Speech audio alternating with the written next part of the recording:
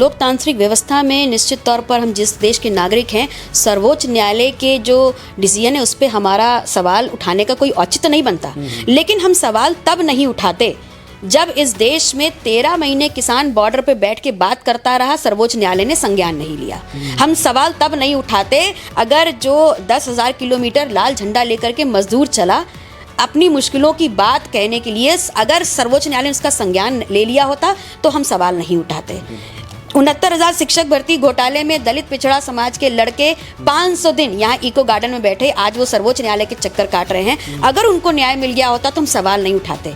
लेकिन 2 दिन का सवर्ण समाज का प्रोटेस्ट होता है और तुरंत सर्वोच्च न्यायालय संज्ञान लेकर के उस पर अविलंब रोक लगा देती है। इतनी जल्दी लगी हुई थी क्या? इतना घरघोर अपमान और अन्याय हो गया था? दलित और पिछड़ा ने बनाई है और उनके हक और अधिकारों की चर्चा इस सदन में प्राथमिकता के आधार पर होनी चाहिए। अपना निजी विधेयक प्रस्तुत किया है और वास्तविकता ये है कि ये विधेयक भारतीय जनता पार्टी के सदस्यों के द्वारा होना चाहिए था, क्योंकि उत्तर प्रदेश में पिछड़े और दलितों के नाम पर सत्ता लेकर आप बैठे हुए हैं। दमनकारी नीतियां हैं, बर्बरतापूर्व मारा जा रहा है, क्रॉस FIR हो रही है, जेल में ठूंसा जा रहा है, गाली गलौज हो रहा है, तो क्या हम प्रोटेस्ट नहीं कर सकते?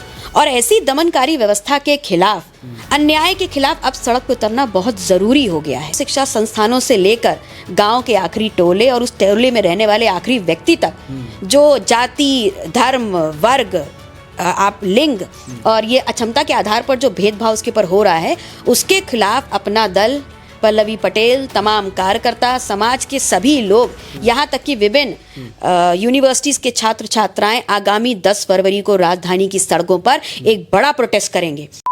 साथियों नमस्कार, मैं हूं रजनीश और आप जन आदर्श भारत देख रहे हैं। इस वक्त देश में UGC को लेकर के घमासान मचा हुआ है, लेकिन दुर्भाग्य इस देश के दलितों और पिछड़ों का है कि जो गोदी मीडिया है, जो सामंती मीडिया है, वो शायद इस वक्त के आंदोलनों को नहीं दिखा पा रही है। इससे ठीक पहले अगर हम बात करें, जब UGC का नया रेगुलेशन जारी हुआ था तो उसको लेकर के पूरे देश के जो संवर्ण थे, जो छोटे छोटे जगहों पर मतलब कम संख्या में जब सड़कों पर उतरे तो गोदी मीडिया खूब हल्ला मचाया। जितनी बड़ी बड़ी मीडिया हाउस हैं उसने तो समझिए पूरी तरह से UGC पर ही सारा कार्यक्रम रोक करके UGC पर ही चर्चा शुरू कर दी और उसे सुप्रीम कोर्ट ने रोक लगा दिया बिना सुनवाई के। उसके बाद से दलित और पिछड़े जो हैं अब सड़क पर उतर करके प्रदर्शन कर रहे हैं, लेकिन वो शायद दिख नहीं पा रहा है। लेकिन लखनऊ में आज हम हैं और लखनऊ में जिस नेता के साथ हैं, मुझे लगता है कि इन्होंने सबसे ज़्यादा दलितों और पिछड़ों के लिए आवाज़ बुलंद की है। और ख़ास तौर पर विधायक पल्लवी पटेल उस वक्त चर्चा में आई थी जब उत्तर प्रदेश के तत्कालीन डिप्टी CM केशव प्रसाद मौर्य को सिराथू से इन्होंने हराया था। बहुत बहुत स्वागत है आपका। जी बहुत बहुत आभार, थैंक यू। आज आप UGC को लेकर के प्रेस कॉन्फ्रेंस कर रही हैं। मुझे लगता है कि इससे पहले शायद किसी बड़े नेता ने इस तरह की प्रेस कॉन्फ्रेंस नहीं की। दर्द है दलितों पिछड़ों का, जो लोगों को दिख नहीं पा रहा है, जो गोदी मीडिया है वो नहीं देख पा रही है, उसे लेकर के आज आपको प्रेस कॉन्फ्रेंस करना पड़ा। क्या लगता है ये जो लड़ाई, इसके लिए लड़ाई लड़नी पड़ेगी या फिर सुप्रीम कोर्ट जो कोर्ट है या फिर जो सरकार है, कुछ विश्वास उस पर अभी भी है कि वो कुछ करेगा दलितों और पिछड़ों के लिए? देखिए, तमाम षड्यंत्र ही सरकार का रचाया हुआ है, तो वो कुछ भी क्यों करेगी? अच्छा, भारतीय जनता पार्टी की जो सरकार है उसकी सोच इस देश के पिछड़ा, दलित, आदिवासी और अल्पसंख्यक समाज के लिए क्या है ये जग जाहिर है। डिवाइड एंड रूल की पॉलिसी पे वो काम करते हैं। अगर वो इतने ही गंभीर थे दलितों, पिछड़ों, आदिवासी और अल्पसंख्यक के लिए, और इतने ही गंभीर थे उन आंकड़ों के प्रति जो निकल के आए कि जो तमाम उच्च शिक्षण संस्थान हैं वहाँ पर जाति, धर्म, लिंग, वर्ण, यहाँ तक कि अक्षमता के आधार पर जो शोषण है और उसकी घटनाएं हैं वो लगातार बढ़ रही हैं। चाहे आप रोहित वेमुला का कांड ले लें, चाहे डॉक्टर पायल तड़वी का ले लें, चाहे आप किसी भी केस को ले लें, ऐसे तमाम केस हैं जो उत्तर प्रदेश की राजनीति या इस देश की राजनीति को झकझोर के रख दिया है। और ये तो वो केस हैं जो सबकी नोटिस में आए। कई ऐसे अनगिनत अज्ञात केसेस हैं जो किसी को पता ही नहीं चले, लेकिन आपके सामने आंकड़े तो हैं जिसको सरकार स्वीकार रही है। उसी का संज्ञान लेकर के और संसदीय समिति की रिकमेंडेशंस को लेकर के सुप्रीम कोर्ट ने बोला कि UGC एक नया रेगुलेशन बनाए जिसका आधार हो कि समानता को बढ़ावा दिया जाए शिक्षा संस्थानों में, उच्च शिक्षा संस्थानों में।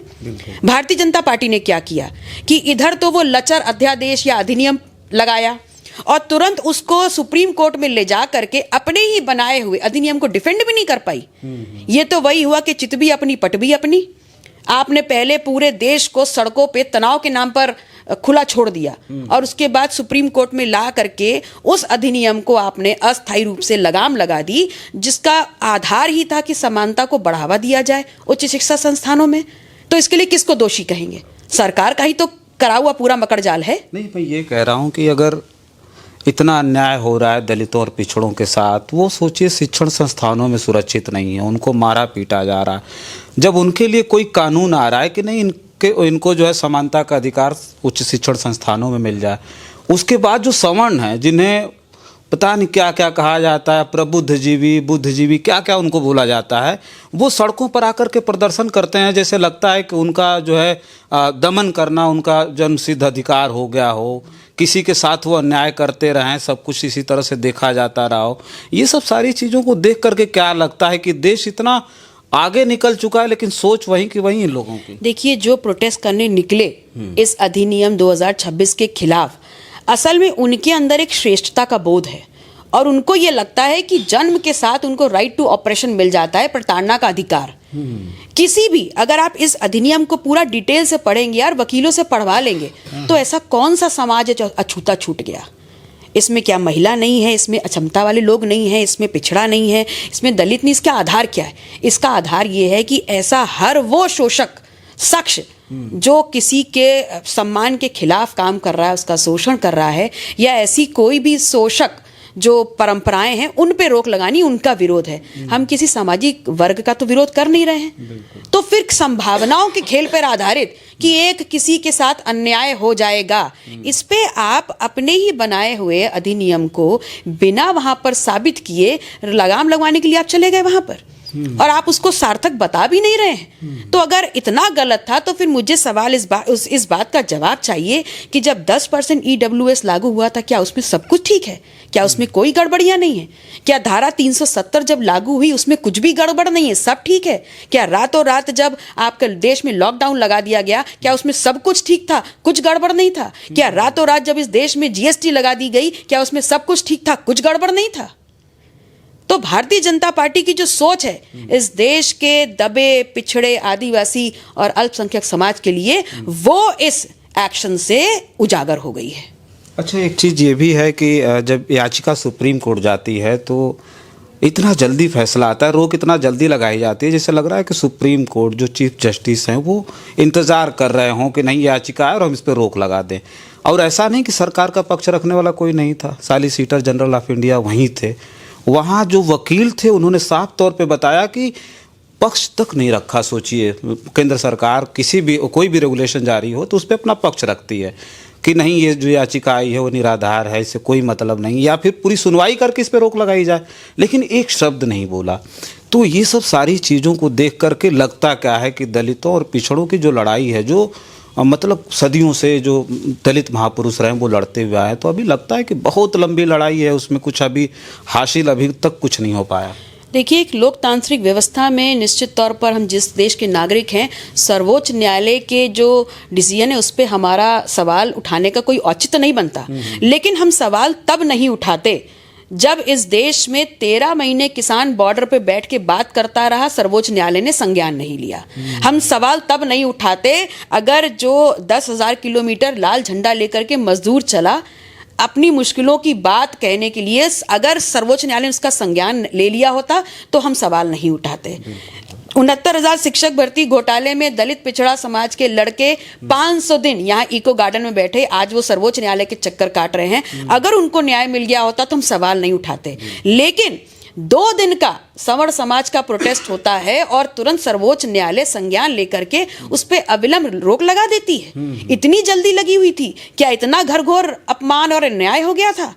इसलिए ऐसा हुआ कि जो सड़क पे थे और जो कुर्सी पे बैठे थे वो वही सोच के लोग थे और उनको अपने खिलाफ जाती हुई कोई चीज समझ नहीं आती है। अच्छा, एक चीज हम आखिरी सवाल ये करेंगे कि क्या कोई ठोस कदम अपना दल कमेरावादी की तरफ से या फिर विधायक पल्लवी पटेल जी उठाने जा रही हैं इसको लेकर के? कोई अपनी पार्टी की तरफ से कोई प्रदर्शन लखनऊ में आप पूरे उत्तर प्रदेश में करना?